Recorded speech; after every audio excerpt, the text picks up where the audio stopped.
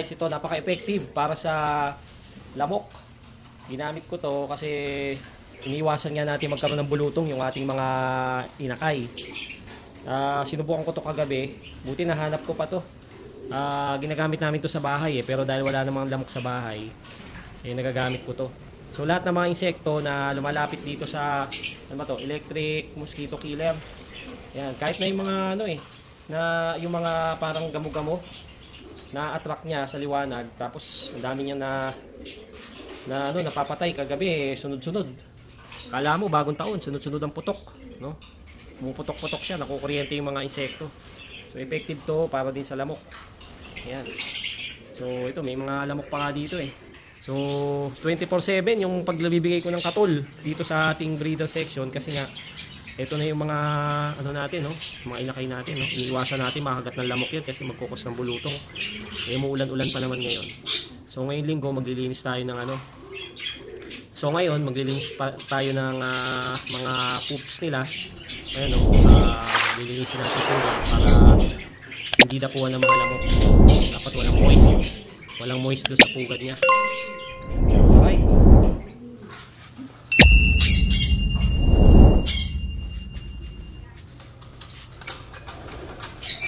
At silipin natin itong ating John Arden pala. John Arden, hindi to Jansen. No, ito yung pack natin na John Arden. At silipin natin. No? Napisa na yung kanyang... ito yung good news na gusto kong i-share sa inyo. Kasi napisa na yung kanyang anak. Ayan. Napisa na yung itlog. Silipin natin. Yun o, dalawa. Yahoo! Meron na tayo John Arden. Speedbird. Finally, dalawa. Ayos. Ayos na best. Ito naman yung ating stock bandrit at saka yung Vandenbroek na pasaway. Wala pa. Wala pang itlog. Antay-antay pa tayo. Mga 2 weeks pa siguro yan. At ito yung ating Vandenbroek na hen. At itong Bio Pigeons na Vandenbroek din. So back to back. Yan, meron ng itlog. Dalawa. Ayan. So hindi ko pa nasisilaw to. Siguro itlog nito nasa mga 5 days na. Susubukan ko silawin ngayon. Tingnan natin kung fertile. Ayan, so sinilip ko na. Ayan guys, so sinilip ko na yung itlog. Mukhang malabo Mukhang hindi fertile. Mukhang nagpatanaw lang. So antay-antay pa natin. Mga 3 days pa sisilawin ko ulit. Pag talaga hindi fertile tatapon natin para makabisila ulit. Malay ko nagpatanaw lang kasi medyo matagal din tong hindi na breed, mga 2 months. By the way guys, nasingsingan na pala natin tong mga pinakay ni African Black Eagle. Ayun meron na kulay green. Comb ring lang nilagay natin dyan sa tatlo na yan. So meron na siyang mga singsing. Ayun. Check natin kung natanggal. Hindi naman. Ayos. Alright.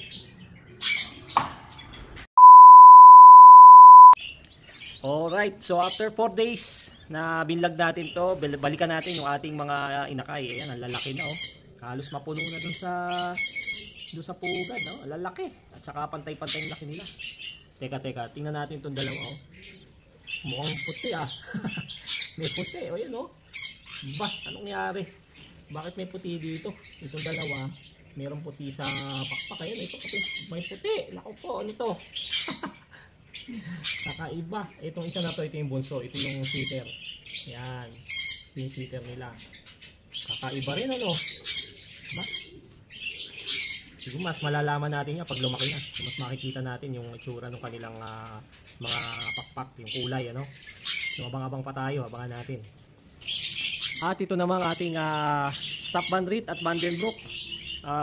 Nung unang binlag natin to, isa lang ang itlog, dalawa na. So dalawa ng itlog niya, kahapon yung pangalawang itlog. Ayos. So saka na natin sisilawin kasi bago pa lang, kahapon pa lang yung pangalawang itlog At itong ating Vandenbroek, diba, sa unang silaw ko mukhang alanganin. So silipin natin ulit, tingnan natin kung fertile ba to o reject. Sige, sisilawin ko muna. Ako, good news mga kaebong, parehong fertile ang itlog ng Vandenbroek natin. Etong Bio Pigeons na kak Vandenbroek at yung isa Vandenbroek din na hen. Ayos, parehong Vandenbroek fertile. Ayos. singit na rin natin guys, sama na natin sa vlog ito. Ito yung meron tayong tatlong gift bird. Oh my God! Wow! May binigyan tayo ng mga katropa natin ng ibon. Ako, maraming salamat. At itong ibon na to hindi basta-basta to. Napakamahal ng ibon na to. Kaso hindi ko muna babanggitin yung nagbigay. So, ang usapan namin, babanggitin ko na lang kapag nagbigay ng panalo sa akin. So, napakaganda nito. Ayan, siningsingan namin ng TGRC. Ayan, black check. Napakaganda. Ayan, so, hindi ko alam kung mag-iisang buwan na to sa akin. Ayan, so, nakahiwalay muna siya para i-condition natin na maganda-ganda. Napakaganda nito. At ito pa yung dalawang gift bird sa akin, mga ka-ebong. Naku, maraming salamat din doon sa nagbigay. Naku, I love you, idol. Sipin nyo, dalawa binigay sa akin, magkapatid ito. Ayan, So, kakabigay lang ito last week. Ayan, hindi ko muna babanggitin. So, babanggitin ko na lang yung nagbigay kapag tumira na. Ayan. So, ang parents nito ay isang 11th overall at saka isang Tacloban finisher. Ayan. So, pang long distance. Ayan, isang checkered at isang blue bar. So mga kakaisang buwan pa lang nito.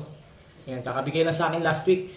Ako, nadagdagan na naman yung pwersa natin dito sa Ebong Lock dahil to sa mga magagandang linyada na binibigay lang sa atin. Ako, napaka-bless natin.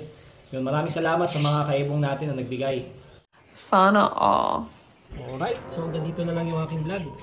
Maraming salamat sa inyong panonood. Muli, ito ang inyong nervyosong pansier, Ebong Lock TV. Keep safe, God bless. Bye-bye.